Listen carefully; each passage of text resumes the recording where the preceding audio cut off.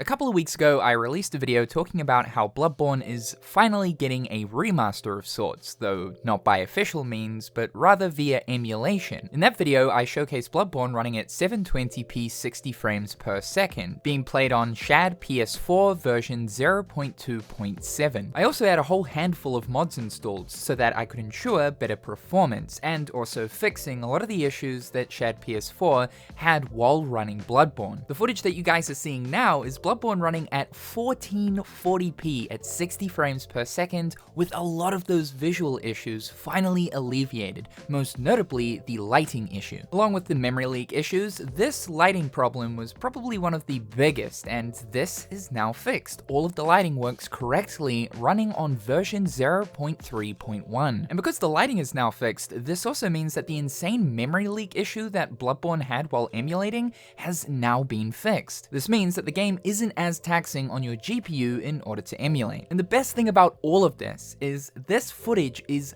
unmodded footage. Aside from the patches that are already built into Shad PS4, we'll talk about that very soon, there is no mods or fixes downloaded from the Bloodborne Nexus installed here. Up until about now, you were pretty much required to download a whole handful of mods and fixes in order to get Bloodborne to a semi-working level. But with the most up-to-date work-in-progress version of Shad PS4, 0.3.1, it can play Bloodborne pretty impressively straight from the get-go. Now, there was a new feature that was added to the emulator in version 0.3.0, and that is the cheats and patches. Now you can right-click on a game within your library and select cheats and patches. This will bring up a database of currently available patches and cheats for the game. And here, as you can see, we have a whole bunch of patches already available for Bloodborne. The only ones that I have installed is disabling motion blur along with chromatic aberrations, skipping the intro, as well as 60 frames per second and the 1440p resolution patch. And the great thing about this is it means that you can easily toggle what patches you want on and off, which means that you can easily switch between your desired resolution. We can even bump the resolution up to 4K, and there's even support for ultra wide. This is great because it means that we don't actually have to apply Lance McDonald's patch to Bloodborne, so patching the entire eboot file, we can just enable 60 frames per second straight from Shad PS4. Now, with saying all of this, it's not to say that Bloodborne is currently in a perfect state. We still have the special effects issues, so a lot of the special effects throughout the game just do not work. Straight up don't work, like the little light glow that indicates an item is on the ground or over a corpse of an enemy just simply doesn't appear at all. The fire effect is not visible either. While fire still works and can be interacted with the player taking damage, the actual effect cannot be seen for the likes of bonfires or enemies' torches. Along with that, fog and other magic-based projectiles just straight up don't work. From time to time, you'll come across chunks of the level geometry not even being there. It will just straight up disappear. This isn't to say that no collision is present where it should be, and the collision still remains, but floors, walls, and just general objects within the environment itself has a tendency to just not load in. This can also happen with enemies too. I ran into a funny scenario of the cleric beast being invisible, and yes, actually, I did in fact win against him being invisible.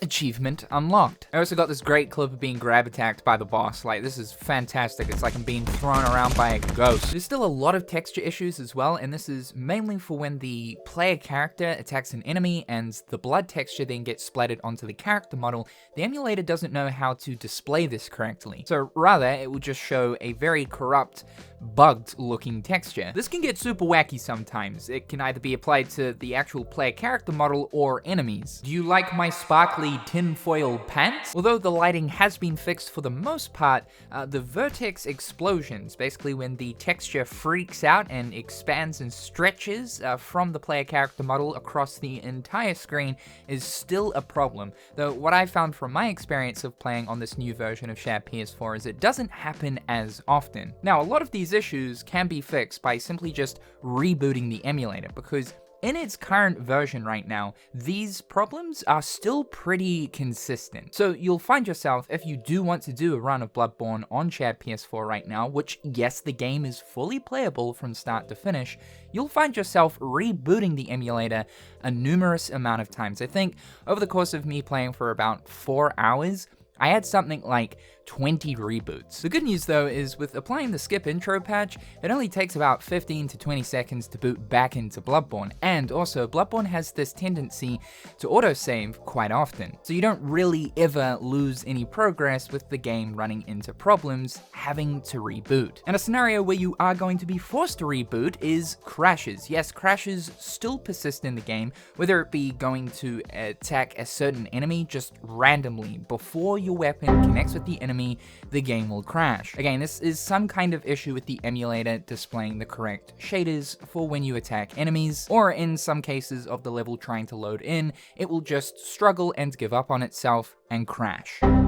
The other big one here is sound. There is currently almost no sound in the game. Some of the ambient background sounds are still here, but no sound whatsoever. This is something that has been an issue right the way through. There is actually a mod to install all of the sounds back into Bloodborne, but from the get-go, this isn't something that currently works. So I think you can tell from all of that alone, there's still many issues that currently do exist with emulating Bloodborne. Some of these problems can be fixed via downloading a lot of the currently available mod fixes on the Bloodborne Nexus. In this footage though, I really just wanted to showcase the Bloodborne experience without any of those additional mods. The big thing here though with this current version is the lighting has been fixed. It displays correctly as it should, as if you are running it on normal hardware on a PS4 or on a PS5. It looks fantastic, and the game is less demanding. Though still demanding to be sure, emulation is always a more demanding thing than of course just playing it on the actual hardware. This brings us closer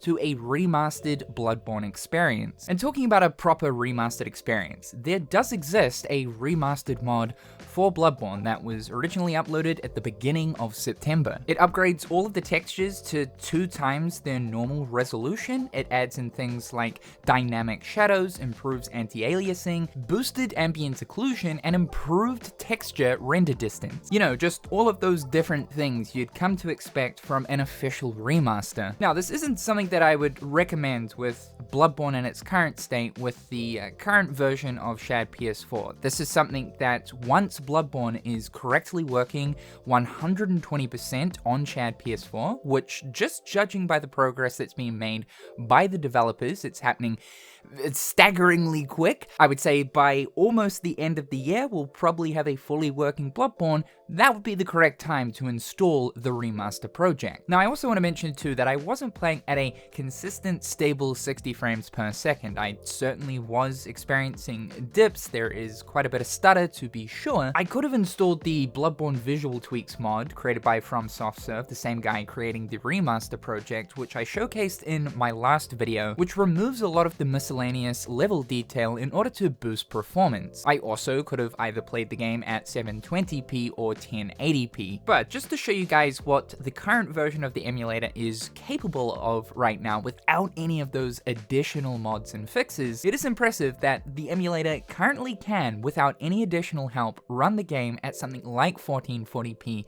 and almost 60 frames per second. So that's the current update on the Bloodborne Remaster or Bloodborne PC project. It seems like every few days a new version of Shad PS4 comes out. It's pretty insane to think that something like this is finally, after long await, after almost 10 years of Bloodborne being out, is finally becoming a reality. I do hope that, like, with this now being a thing, that Sony actually take a look at this and think to themselves, okay, yeah, maybe it's time we actually did something ourselves. I was saying in my last video, next year will mark the 10th anniversary of Bloodborne, which would be the best time to do something more with the game. Until it actually happens by official means though, at least we have this. A massive thank you to the hardworking developers who are making Shad PS4. You're pretty much fulfilling the dreams of a ton of gamers right now, so keep up the great work. Thank you guys so much for tuning in today. Be sure to subscribe to the channel to keep up with everything going on here, and check out my other garbage social media platforms. A big thank you as always to my turkey-tastic patrons. I hope you're all having a fantastic day, and we'll talk real soon.